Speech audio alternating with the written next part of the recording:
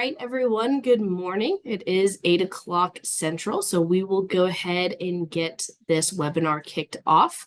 Welcome back to the Agronomy in Action Insight series. We're very excited to take an hour out of your Thursday morning to talk some agronomy. We have a really kind of jam-packed hour here of some great information around our agronomy research 50 years of insights. Today, for this agronomy research topic, we have three presenters with us today that are going to support the message. We have Bruce Battles, our Syngenta Technical Agronomy Manager, with us this morning. We have Brad Bernhardt back with us. You would have seen him in session number 1. He is our Syngenta Agronomic Research Scientist. And then we also have his counterpart to the west, Aaron Sindelar, with us this morning to talk through some of these research trials.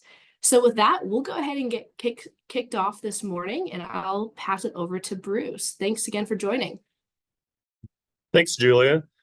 As Julia mentioned, we have a ton of things we'd like to go through today. Unfortunately, we had to narrow it down to just a few topics, but we'll end with some actual links to other resources there for you to read through on your own time. But for today's purposes, we want to give a little bit of a background around agronomy research. And we want to focus a couple of those topics that we did in trials this year that are specifically around characterizing hybrids and how they respond to different management practices. Two of those will be, the first one that Brad will go through will be focused on characterizing hybrids and how they respond to zone placement or incremental zone fertilizer. The second one, Aaron will cover, which focuses more on hybrid ear flex and understanding the differences in hybrid ear flex and between hybrids and the types of ear flex. And then we thought it'd be fun to round out the day with the last two topics of just a couple of things that maybe a little less about characterizing our hybrids, but common questions that we get from a year-to-year basis. And one of those is around corn fungicides, and with the newness and the novelty of drones coming in, how effective are they? And so we got some data for answering that. And the last one, with a lot of renewed interest around applying nitrogen through the planter in season to gain better efficiency. What are the do's and don'ts of that? So we have some trials that Aaron will also present on that to give you a quick view of what we saw this year from those trials. To start off, though, when we think about agronomy research, we're really excited to be here today because this is the 5th consecutive year of us producing and delivering what we refer to as agronomy action research review. This year, unlike the last 4 years prior to that, we have a compilation of a lot of different topics. This year alone, we had 39 different research topics that are fresh this year that are covered and new. That accumulates to about 122 pages of agronomy content to look through and refer to throughout the year. It'll be broken up similarly like in prior years as well, into 6 sections, ranging from topics all the way from one section, which is new this year's soil health, to pest management, nutrient management, and a variety of other topics.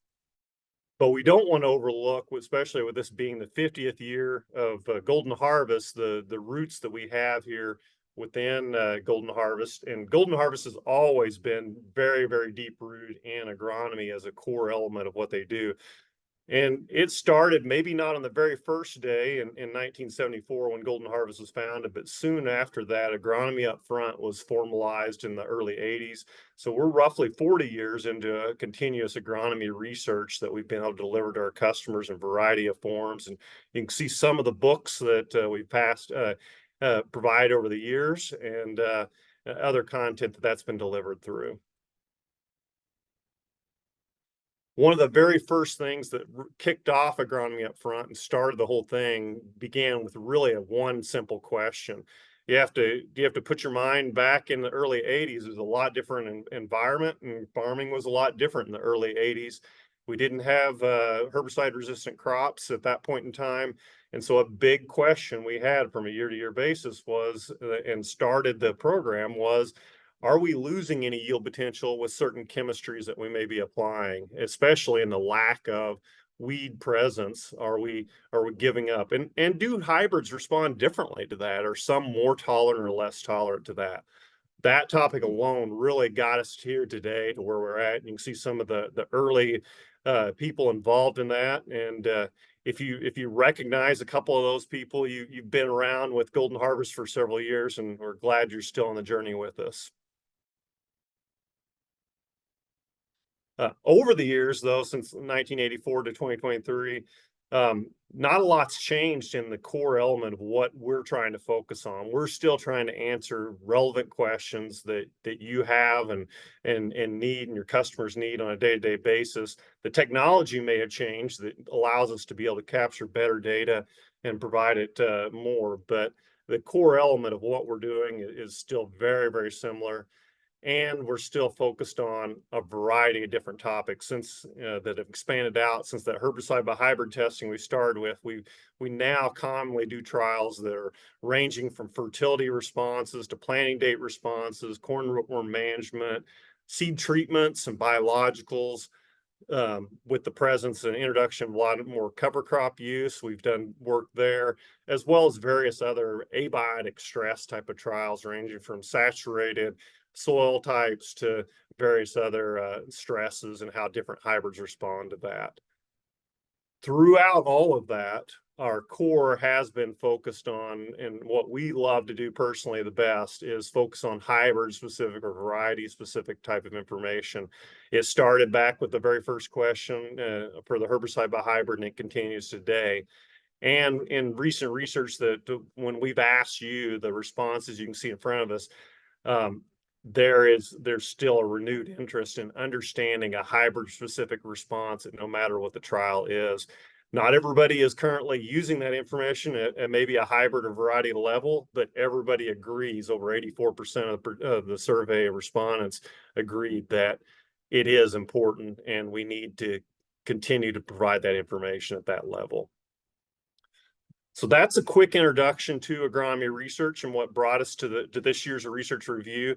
Now it's time to maybe dive a little deeper into a couple of the topics. Unfortunately, we're not going to be able to go through everything that's in the book, so we encourage you to spend some time after this following through. But we're going to turn it over now to Brad Bernhard, and Brad's going to talk a little bit more about the trials we've ran on fertilizer response, specifically, and how hybrids respond differently. Here you go, Brad. Good morning, everybody. I'm excited to be here once again. I'm going to talk about one specific trial that we've done this past year and have done for a couple years in a row here. But first, I would like to start off with a simple poll question.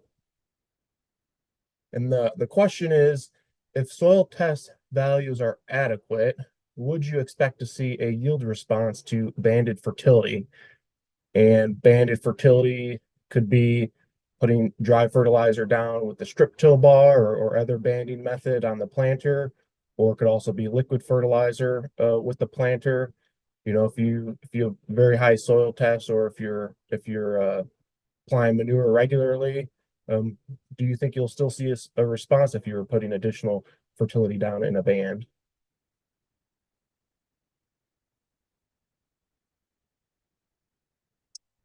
So the poll question came through. About 82% says yes, you should still see a response, and 18% says no.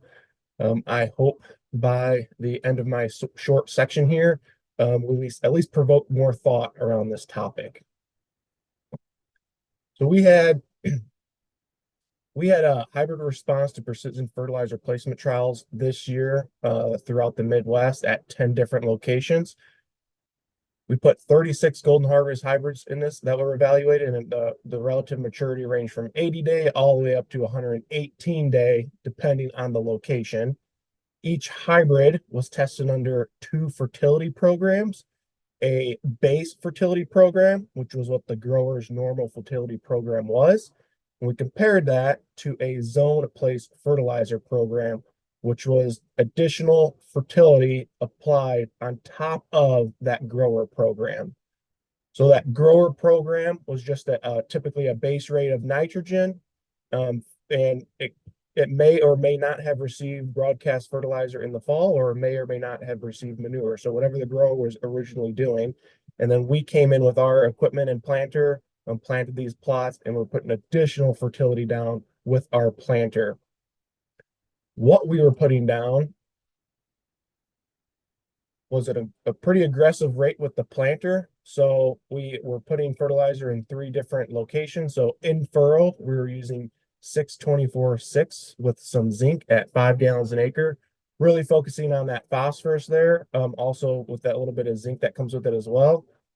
We did add a biological product called Invigorate in furrow that has different microbes, not only to release nitrogen, but also enhance phosphorus uptake as well.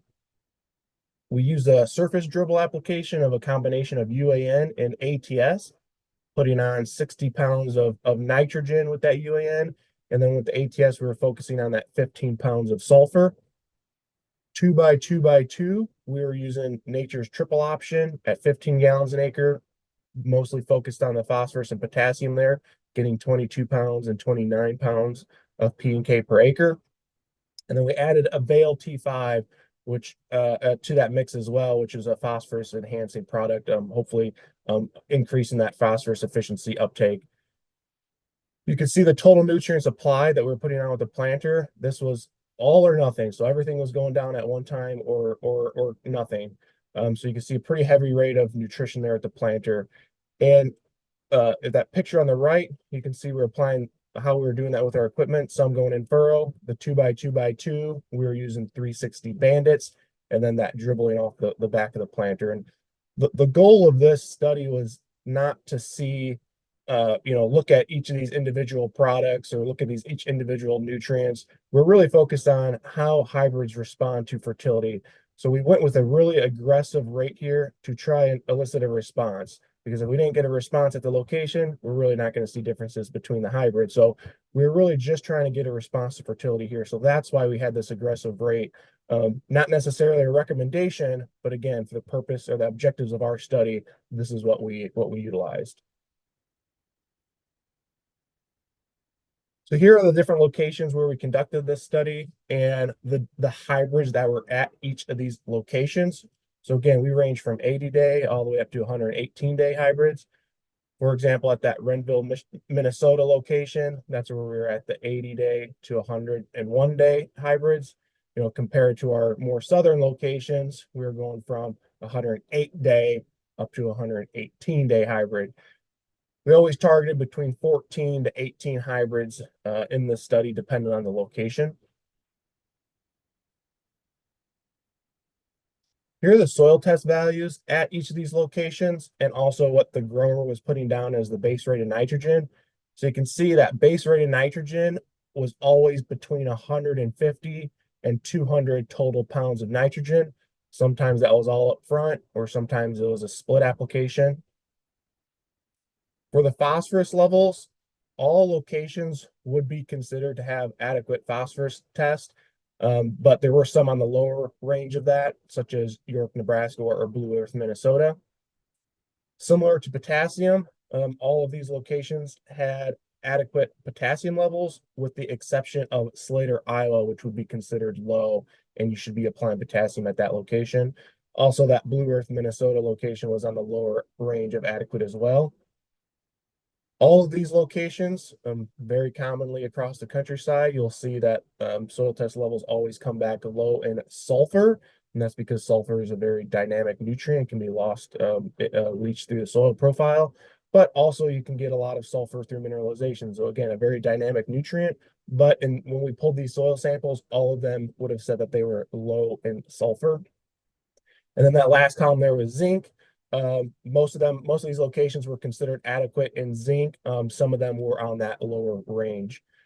And you'll also notice that some of these locations, specifically Malta, is a heavily manured location, very high phosphorus level of 92 parts per million, and K as well at 349 parts per million. We'll jump into some of the yield results. So this bar graph would be averaged across all the hybrids at each given location. The orange bar is just that base fertility program, whatever the grower was already doing. The black bar would be that zone place fertility when we came in and added nutrients with our planter. On average, across all locations, we saw a 10 bushel per acre yield response. And 7 out of these 10 locations actually had a significant response to that banded fertility. But you'll notice that there is a large range in response between these locations. For example, Renville, Minnesota, or Waterloo, Nebraska only saw an average of 4 to 5 bushel response, compared to that Blue Earth, Minnesota location, 15 bushel all the way up to 18 bushel per acre at Slater, Iowa. And you'll notice a couple things here. For example, that Slater, Iowa location, even with a base fertility program, very high yielding location, but we still saw a response to that zone placed fertilizer. Also, that Malta, Illinois location, again, heavily manured and very high soil test levels, still saw a response, a pretty good response to that additional zone placed fertilizer with the planter. Here's a couple pictures of what this looked like in season. So this was a picture taken at Clinton, Illinois this year. On the left there, those rows only receive that base fertility, and the rows on the right, that incremental zone placed fertility. And you can just see that additional growth from those nutrients applied. Also much greener crop as well. That those rows on the right are roughly maybe 1.5 growth stages ahead of those plants on the left. And this is the same hybrid planted on the same day. The only difference is the fertility. This picture is at Slater, Iowa. You don't necessarily see that growth enhancement as much here at that incremental zone placed fertilizer, but you can see that greening effect with that fertilizer on the left compared to the base fertility. This location, we also had a sulfur study next to this particular study, only looking at sulfur. And so we can see that this is most likely a sulfur response because we saw a good response to sulfur in that other study as well. But there's also probably some of this response may also be coming from the potassium. Again, this was the one location that had low potassium soil test levels. This is what in Renville, Minnesota, a little bit later in the season, some of those plant health effects from that fertilizer placement. Here is G90B11 on the left and G01B63 on the right. Again, this fertility was applied at planting, but you can see some of those benefits later in the season. That's just a much healthier crop, probably a bigger root system, probably be able to utilize quite a bit more water throughout the season. Again, just helping that plant not only early in the season, but also some of those benefits later in the season as well.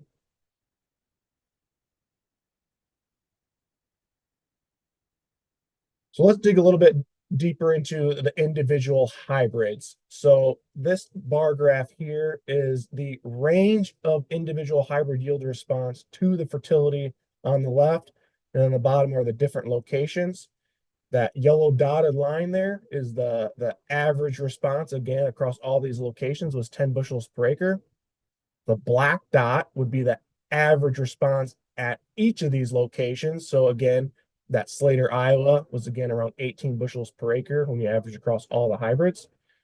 And that orange bar is the response of the lowest responsive hybrid and the highest responsive hybrid, or that range in responsiveness between these hybrids at each location. Just to point out a few here. So, for example, at Malta there, we had a range between a 5 bushel per acre response up to a 25 bushel per acre response. At Slater, Iowa, you can see that those orange bars are the largest, so that we had the biggest range in response there, from about 3 bushels per acre up to about 37 bushels per acre. So these hybrids are responding differently to fertilizer at these locations.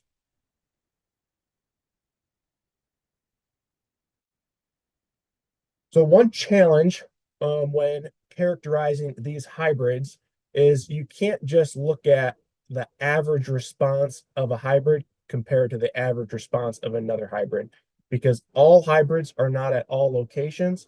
And so some locations are more responsive than others.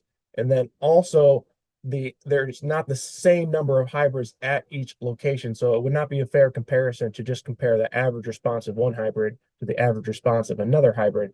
So the way we do this is we standardize it, and we standardize it we rate the hybrid responsiveness based on 2 criteria. Number one, how consistent was the response across locations? So was a hybrid very responsive at some locations, but not others, or was it consistently responsive across all locations? And then number two, we look at the overall size of the response of that hybrid compared to the average of all the other hybrids at that given location. So an example of this would be here we have the orange bar is G11V76, and that yellow bar there would be the average of all the hybrids at each of those locations listed on the bottom. And we're looking at the yield response here. So you'll notice that at Waterloo, Nebraska, that particular hybrid, 11V76, was more responsive than the average hybrid at that location. Similar to Clinton, it was more responsive than average hybrid at that location. But if you look at York, Malta, and Slater, it was actually less responsive than the average hybrid at that location. So not very consistent. It was more responsive at 2 locations, less responsive at 3 locations. And then on average, if you look at all the locations that it was at, it tended to be around average or a little bit less than average in how that hybrid responds to these fertility management practices. Compare that to G10B61. That is the black bar I just pulled up. If you look at those bars, you'll notice that it was more responsive than the average hybrid at the location, at all locations, with the exception of that Waterloo, Nebraska location, which was a very low responsive location in general. So that particular hybrid, for the 5 locations, it was more responsive. And if you look at that average there, on average, it responds better than the similar hybrids at that location. So the way we would classify these 2 particular hybrids is that G10B61 is a more responsive hybrid compared to G11B76, which would be a more average responsive hybrid. That doesn't mean it doesn't respond to fertility. It just has more of an average response. So I'm just going to finish up with some key takeaways here. Again, we had adequate soil test levels at many of these locations, but we still saw responses to these fertility, this incremental zone place fertility. And that really shows you that, when you're applying fertilizer in a band close to that root system, you're really feeding the plant, not necessarily the soil. It's keeping that fertilizer right in the root zone, take it up immediately available. Again, feeding that plant, not the soil. You could still see responses even with adequate soil test levels. Now, soil test levels are still very good tool to use to get a baseline of where your fertility is in your fields. And the last thing I want to mention here is just how we utilize these characterization studies to help position hybrids, not only on the right acre, but also utilizing the right management. We just went through one example here of how we characterize hybrids based on fertility, but we do the similar studies for fungicide as well, the exact same approach. And we also look at seeding rate studies as well too. And all of that information, all of our hybrid ratings, they all end up in our agronomy research summary book. So again, I only went through one example here, 2 particular hybrids. If you're interested in looking at a specific hybrid, again, all of our hybrid and information is in that agronomy research summary book. So I really recommend that you look at that to dive a little bit deeper into each one of these hybrids that you're interested in. With that, I'm going to turn it over to Aaron Sindelar. He's going to dive a little bit deeper into characterizing hybrids and specifically looking at ear flex. Yeah, thanks, Brad. Again, kind of the overarching theme of our first couple presentations here is really diving in and trying to understand how our hybrids within our portfolio respond to management. This trial in particular, we were really interested in, we think about flex, we talk about flex a lot. It's a primary choice when hybrid selection for a lot of people. And we wanted to kind of understand, where does this flex come from? And is it really, is it consistent across all of our hybrids? So again, to kind of kick off kind of the juices, get the juices flowing and shifting topics. The poll question I have for you guys this morning is just taking a look at this picture. Is this a flex hybrid or not?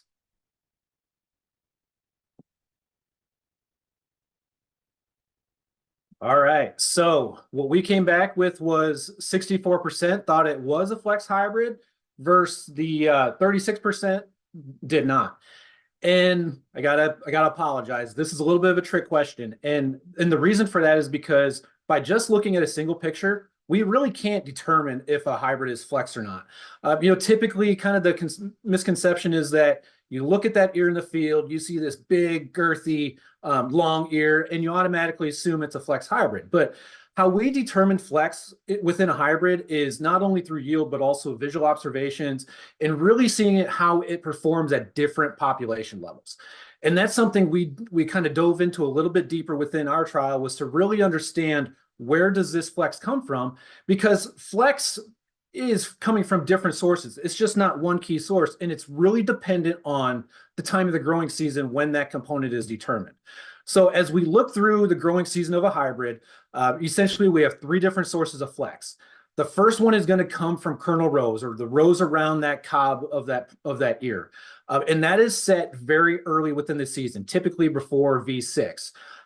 Essentially what flex represents is that plant's response to interplant competition, or how hard am I going to have to fight for nutrients in water compared to my neighbors.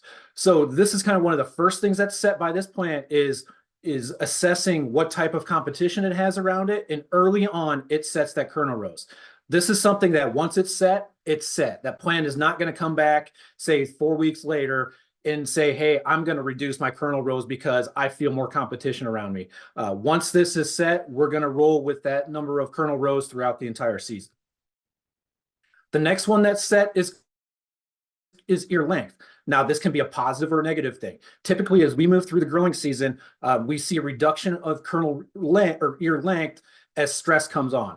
So if you think about it, let's say we get a late June hot and dry spell, we've got some moisture stress happening.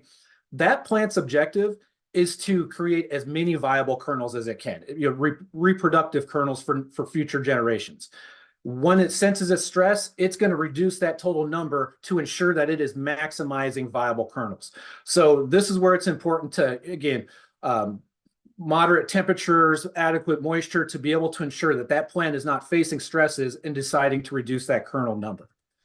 The last thing that we have is kernel weight. And this happens a little bit later in the growing season, when all the prior 2 yield components are already set. We have that row number set, we have that row length set. Now it comes in the form of kernel weight. So again, we have, let's say we have a really, really nice late July, where air temperatures are moderate, we've got plenty of moisture, soil fertility is excellent. That's a potential opportunity where that plant can flex through increasing its kernel weight. So what we did was we designed a trial to really try to understand where where ear flex was coming from across three sources, and if it was specific to individual hybrid or if it was consistent. So what we did was we tested 12 Golden Harvest hybrids at 2 different populations to try to quantify these individual yield components. And what we found was, with the first one, looking at kernel rows, was that we saw very little change in kernel rows with reduced population across nearly all of the hybrids. Now, the one exception to this response was G16Q82, which that one did show a little bit of an increase in kernel rows, but otherwise we were very stable, did not see any change for the most part across all of the Golden Harvest hybrids when it comes to kernel rows. Next thing we looked at was kernel length.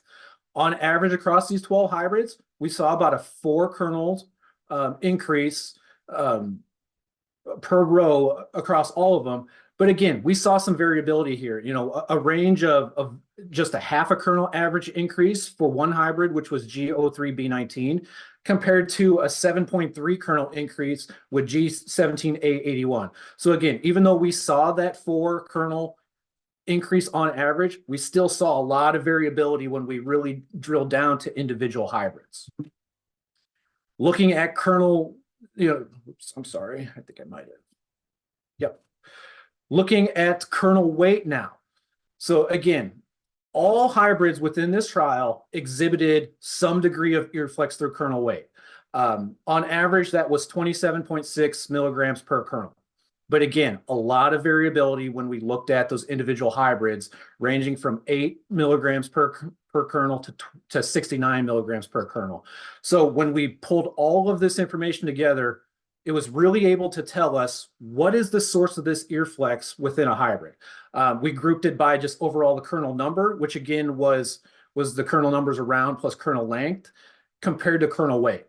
And on average, when we looked at all the hybrids within the trial, we were at about 50%. So 50% of ear flex was coming from the weight versus the other 50% coming from the number. However, again, looking at it at an individual hybrid, we saw a lot of variability. Within this graph, we saw 6 hybrids where that ear flex skewed towards kernel number. We then looked at the other side, and 5 hybrids skewed towards kernel weight. And then remaining, we only had 1 hybrid that was a perfect 50-50 split between kernel number and weight. So again, even though we're seeing ear flex in the field, depending on the hybrid, it could be coming from different types, whether it's that number or that kernel weight. We looked at a lot of different factors within this trial to try to see, is this RM driven? Is this top end yield driven? Anything like that? We could not find any correlation. What the best correlation we could find was that this was a genetically controlled trait. So really depends on the pedigree and the parents within that hybrid. But fortunately for us, that really underscores the genetic diversity, the diversity of the Golden Harvest portfolio within this trial and overall in the Golden Harvest portfolio. So again, a lot of different sources, even though at the end of the day, we see flex, we now know that it's coming from different areas or different sources based on individual hybrids. Just to kind of illustrate this a little bit, G1682 shown in this picture was one that flexed through kernel number.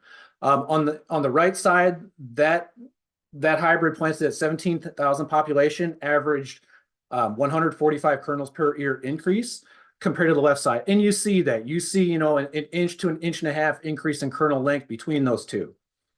On the other side of the spectrum, with the hybrids such as G16K01 that flex through kernel weight, looking at those ears, you don't see a lot of visual differences between the two at the high and low populations. We saw, on average, a 36 milligram per kernel increase.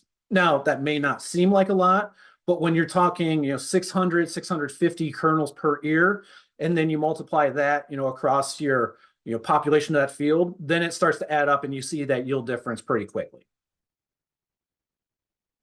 So to kind of recap, again, there's a lot of different components that go into ear flex, whether it's the kernel number, kernel length, or kernel weight. And that all depends kind of on the hybrid. We saw a lot of variability, no real trends to really show one type of a hybrid or the other one should fall into this type of a bucket. When it comes to adding yield through ear flex, when we have a situation where early season stress is low, population stress is low, fertility is excellent, early season moisture is excellent, that's an opportunity where we can increase those kernel, get more kernels, especially through kernel length. On the flip side, when we have a situation where moderate temperatures, ample moisture during grain fill, where those kernel numbers are already set, our opportunity to increase yield through ear flex is through kernel weight. And then lastly, we did see that and concluded that a lot of our ear flex is genetically driven, and it really shows the diversity within the Golden Harvest portfolio. Okay, so those two studies, again, show you what our Agronomy in Action Research Group is committed to for doing hybrid-specific research. Another important component of what we do is really trying to address questions and find solutions to information we get from the field. You as a customer, you as a seed advisor, our agronomy team, we rely on feedback and questions that we get from you to be able to conduct research and find those questions. A couple I'm going to go over this morning are really focused kind of in that area. And the first one is that hot topic around drones in agriculture. What we focused on with the trial was, how does drone application compare a fungicide compared to our traditional ground application methods? And first off, let's talk about the basics around drones just a little bit first. If you've never seen one in person, these drones are, typically when they're unfolded, equipped, and everything, they're anywhere from 4 to 10 feet long. If you consider the boom, maybe 24 inches off the ground. initial drone sprayers that came out were fitted with the same, flat fan tips that you may be running on your sprayers. But as the technology improves, we're seeing a switch in to more of an atomizer system within these drones for consistency of coverage and efficiency and so on. And that's what's depicted in this picture is a drone fitted with the atomizer system.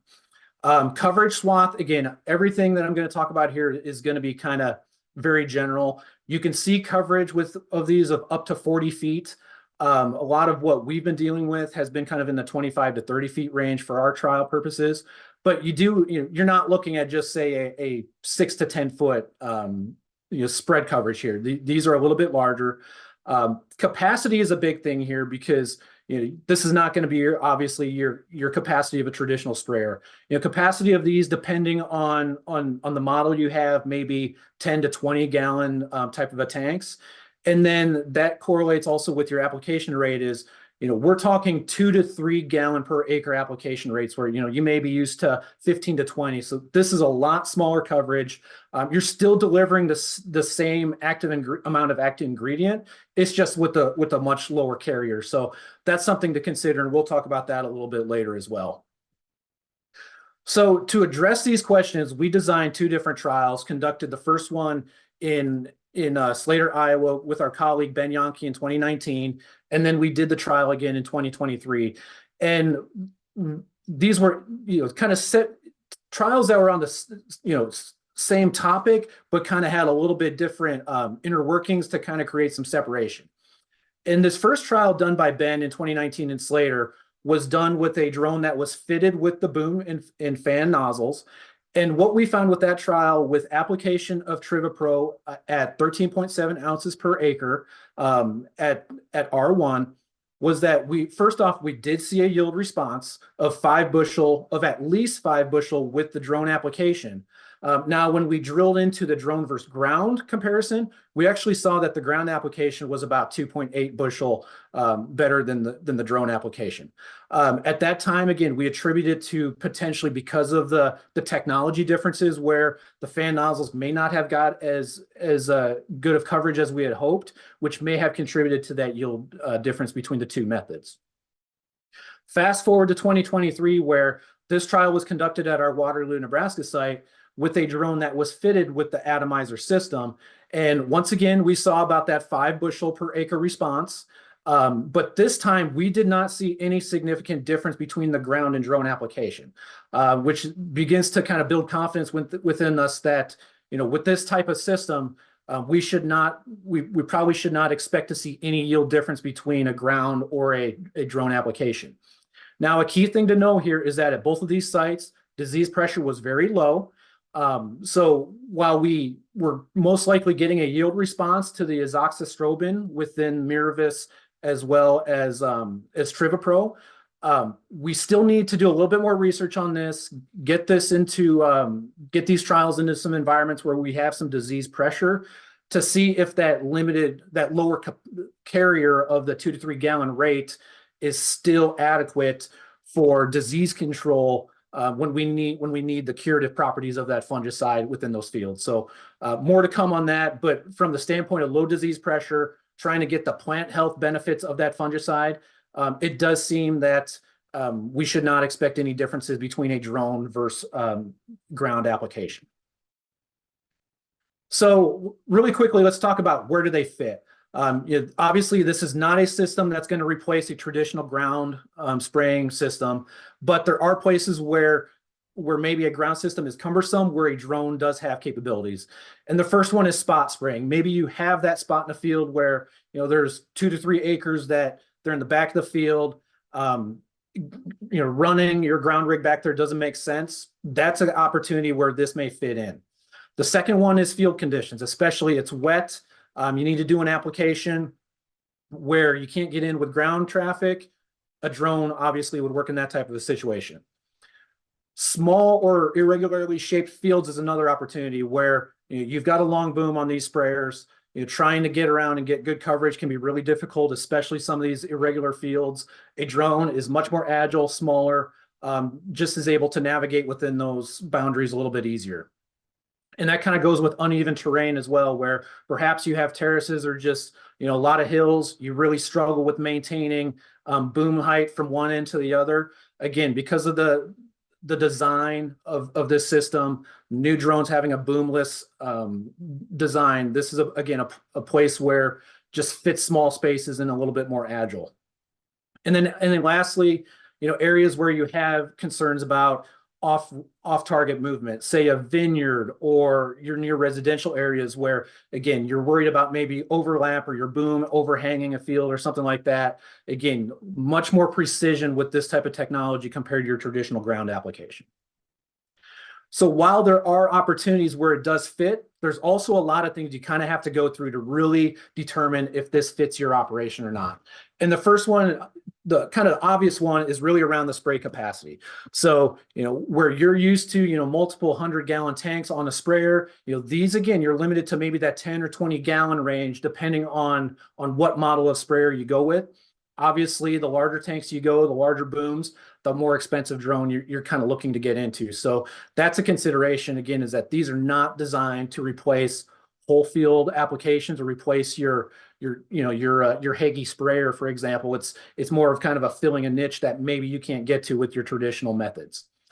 Second one is around licensing. So it's kind of a two-pronged thing here where, first you have drone licensing, which is regulated by the FAA. And depending on where you fall, there's different tiers of licensing that might be required there. And then the second one is with your pesticide application. Now, drone application falls within aerial regulation. So that's going to depend on your state. So, that would kind of require some additional investigation, is what you would need to do to obtain aerial certification, for within your within your state for pesticide requirements. Next one is product labeling. So today there are very limited, if any, product labels that specifically target drone application. Today, everything falls within aerial application. So it doesn't matter if you're a drone, helicopter, airplane, it's all kind of contained within the same division within that label. So that's something to be cognizant about as you're selecting your chemistries for application and so on. The moral of the story with that point is that drone application regulations for pesticide labeling do not fall under your ground application. And the last thing is around insurability. So depending on your insurance company, they may or may not consider this to be agricultural equipment. Therefore, it may require a different policy. So again, that's something that may be an additional cost. It may be more than what you expect as well, depending on if your traditional farm policy will cover it or not. Okay.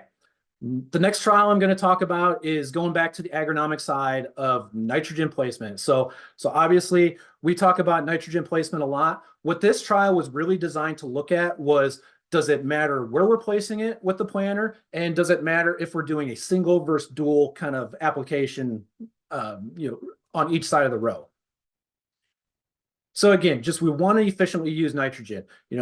On average, we're looking at we're using about 50 to 50% of our nitrogen that you apply, that plant is utilizing. Can we do a better job of improving that efficiency? And can we apply it closer to the plant when it truly needs it? So again, I already kind of talked on these a little bit, but our objectives were to look and see, do we get a nitrogen response with 40 pounds of planter applied nitrogen? And then does it matter if we're doing a single or a dual band or a subsurface versus surface banding? So what we found with this trial was that at not all sites did we see a response. But today I'm only going to talk about the responsive sites that we had, which was 5 sites across our area. And first and foremost, we did see a response to nitrogen across these sites of about 16.7 bushel. And more importantly was that it did not matter if you were doing a subsurface banding or a surface application in these situations. Now, something to keep in mind is that all of these fields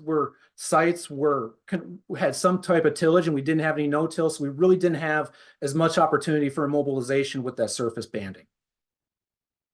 When we looked at kind of comparing the two methods, does it make a difference to do a single band or a dual band?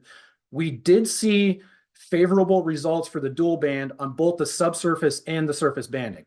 Now, when we looked at the subsurface component, it wasn't as pronounced. It was a 4 bushel advantage for going with the 2x2x2.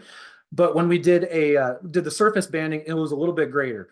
A double band versus a single with a surface application was a 7.3 bushel advantage. So even though we did see favorable results with the dual banding, it was a little bit more pronounced with that surface application. So the real key takeaways around this is that didn't matter if you were surface or subsurface banding, dual banding was more impactful than a single band. And then additionally to that, we did not see any favorable response one way or the other of surface versus subsurface banding.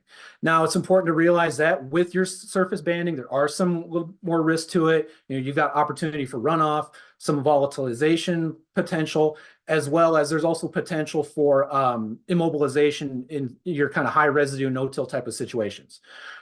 So while we did see that yield response, to do planter applied nitrogen, there is some logistical challenges. It's additional equipment to put on the planter, additional product you have to carry on the tractor. So there's more tendering. And there's just some logistical challenges that you have to evaluate if you feel that's something that fits into your operation.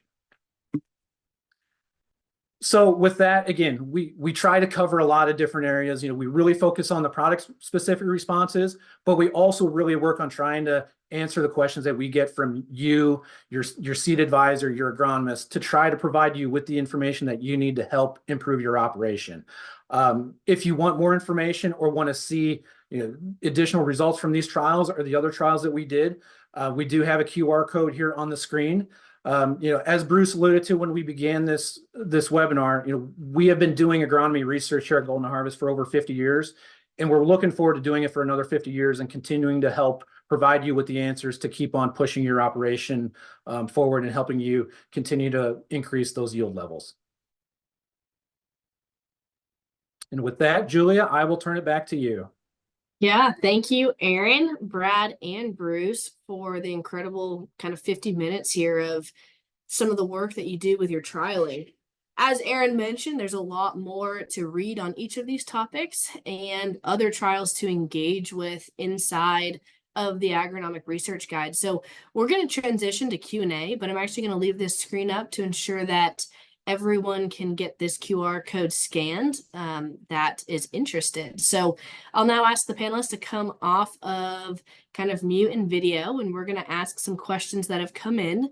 If there are any additional questions, please get those posted to the Q&A box at the bottom of your screen, and we're just going to have a discussion here for the remainder of our kind of 10 minutes together this Thursday morning. So with that, Brad, I'll start out with you on your fertility trials. When it comes to the return on investment, was there any information collected there, or what was the ROI on your fertility trials? For that specific study, as I kind of mentioned, the goal wasn't necessarily to see how each hybrids respond to individual nutrients or the different products that we added there. Again, it's not necessarily, this wasn't really a recommendation, but we were just trying to elicit a fertility response to see how hybrids respond differently. So we didn't really look at the ROI on that. We do conduct a lot of other studies looking at individual nutrients, timing, placement, those kind of things, and also a lot of different biological products as well. All that information will be in those other studies will be in our agronomy research summary book. Great. Thanks, Brad. Aaron, we'll shift over to you with your earflex trial. Is there any correlation between row spacing and earflex? Was the question asked. Yeah, so that's a great question. So really, it's going to come down to that population. We did not look at row spacing within this trial. All these trials were at 30 row spacing. But again, it's more about density on, say, a square foot than it is row spacing per se. So yeah, I guess if we were to put row spacing in as a component, I probably wouldn't expect to see a whole lot of variability. It's going to be more related to that density aspect instead, where you're getting density not only by that row width, but also plant to plant spacing within that row. Great, thanks, Aaron. Bruce, we'll jump over to you with a question around the actual research review book itself. We had someone anonymously ask how they could receive a hard copy of this book and or get it mailed to them. Any suggestions around that, maybe in terms of connecting with their sales rep, or I guess what's your guidance there? Yeah, great question. So obviously with the QR code that's up, you can get a digital copy is the quickest. But the easiest way is to reach out to a sales rep or your local seed advisor or GHX specialist. They'll have a small supply of those on hand and the ability to order more and hand deliver those to you actually and have if there's a specific topic that you really find interesting, be able to engage more on that specific topic and talk more about how that might apply to your operation. Thanks, Bruce. With that, I am going to just progress to the next slide. So if people want to write down your guys' contact information, they have time to do that as well. But we'll shift gears here and talk a little bit about drones, Aaron. We have two questions. Did you have any fungicide trials on ground versus plane versus drone, or just ground versus drone? Yep. So the scope of our trials was really just focused on the ground versus drone. And quite honestly, the reason for that is because there's actually more drone versus plane research data that academia has done that's out there, which has shown no real difference between drone and plane.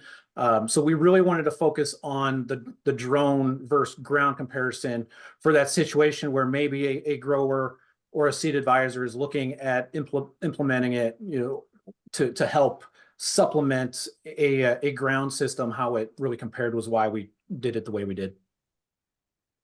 Great. And then there was another one that was anonymous, just asking, have we done any trials with drones at the VT growth stage? So I'm not sure the staging there, but maybe if you could hit on that. Yeah. So our trialing has really focused on just kind of the R1 to R2 timeframe, because that's kind of our recommended window. So we from a VT to an R1 standpoint probably wouldn't expect to see a whole lot of difference. So we were just really focusing on that early grain fill post-pollination timeframe. All right. We'll shift gears in terms of trials here. We had a question around the N application study.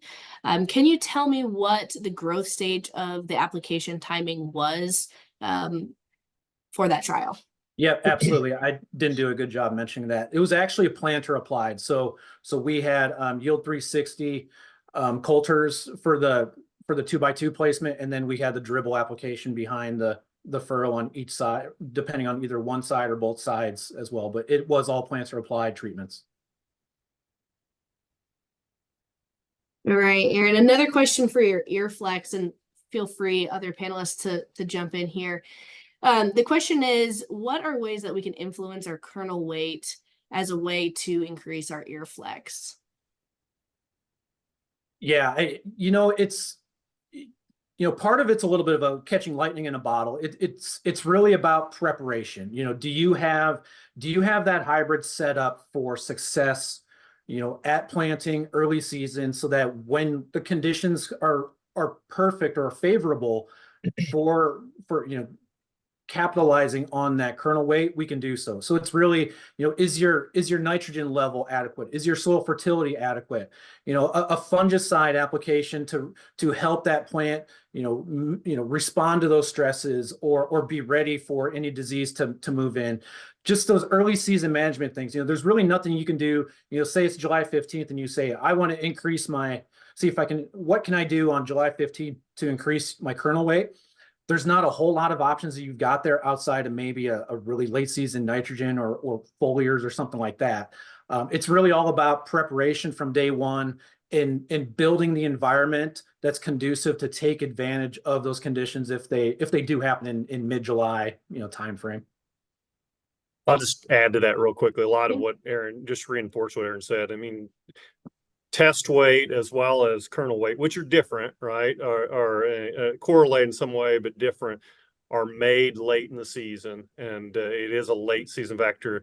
and it goes up and down based on stress. So to kind of summarize everything Aaron said, the more we can minimize late season stress through management, or if we got our magic wand and we can control environments, that's the number one factor, right? That I think we saw that this year in a lot of geographies is a higher kernel weight due to really conducive late season rainfall, late season moisture, and those type of, as well as temperature, being more conducive and less stressful, less heat during kernel grain fill stages.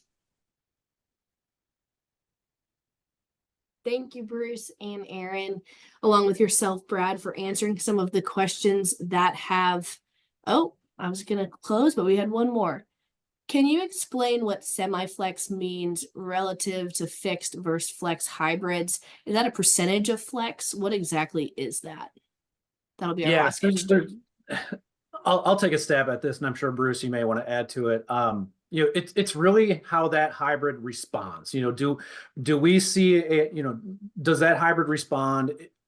Really looking at that interplant competition where, if we see that hybrid where maybe it doesn't have as much competition, at say a lower population, and then it's put in a situation where there's more stress or more competition, whatever it be. How does that hybrid respond between those two kind of competitive environments of low to high competition? When we look at not only the yield response, but also kind of the phenotypic or the ear response, kind of what we did in this trial, that's the kind of information that we use to build that overall flex response. Now, it's really important to understand too, is that, at least to me, flex is not a linear thing. How a hybrid flexes at, let's say, 16,000 to 20,000 versus 30,000 to 34,000. It's going to kind of depend on what your area you're looking at. Now, when you look at a flex rating on a specific hybrid, when you're trying to make your product selection, that flex rating is really kind of focused more on that optimal kind of optimal population for that hybrid. So, but again, it's really kind of how does it respond to a low competition versus high competition, and really the hybrids that kind of produce the smallest difference between those two environments are typically the ones that exhibit the highest flex.